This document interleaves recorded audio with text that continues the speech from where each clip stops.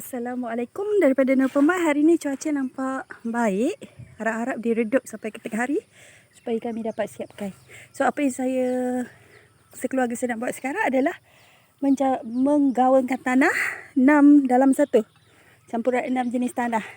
So apa dia 6 tu adalah ni tanah hitam sawit. Yang kuning tu tanah bukit lah, tanah kuning. Tanah pasir. Ni sisa tinggalan buat rumah dulu. So kita gunakan. Sekam padi. Dan kokopit. Yang keenam adalah dolomite. Tapi kita tak gaulkan dalam tanah. Kita tabur segenggam untuk satu beg di atas. So nisbah dia adalah 3 bahagian tanah hitam. 2 bahagian tanah kuning. 2 bahagian kokopit.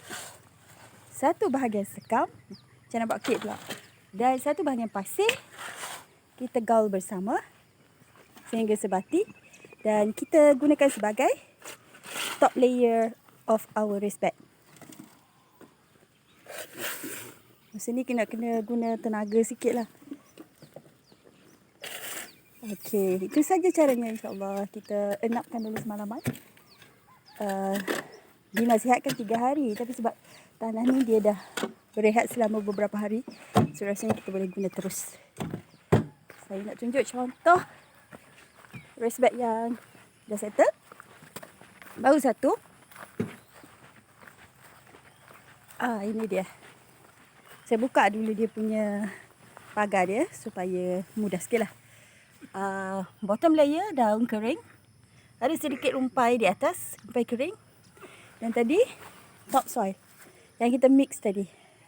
Saya just letak tak berapa tebal sangat lah. Kita nak jimat. And kalau ada sisa organik dapur di atas rumput tadi, kita letak sisa organik. Tapi saya tak ada. Saya gunakan layer ni je lah. Nanti kita akan belajar macam mana buat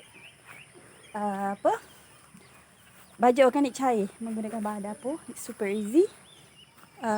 Dalam episod seterusnya lah. So kita teruskanlah dengan kesemua bed. Dan itu adalah aktiviti physical of the day. Selamat bertani daripada Nur Pemai.